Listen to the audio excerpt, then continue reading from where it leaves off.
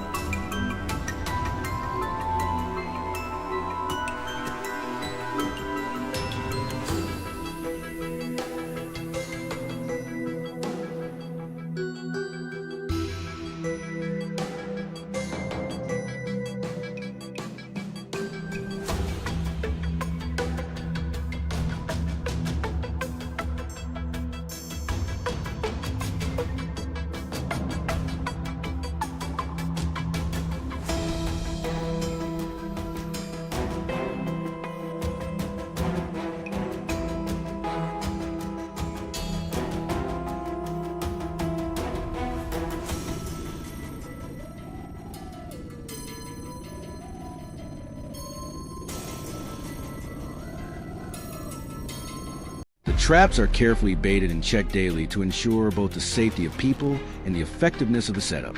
Thanks to this method, the rate of trapped foxes has risen significantly, offering better protection for farms and residential neighborhoods.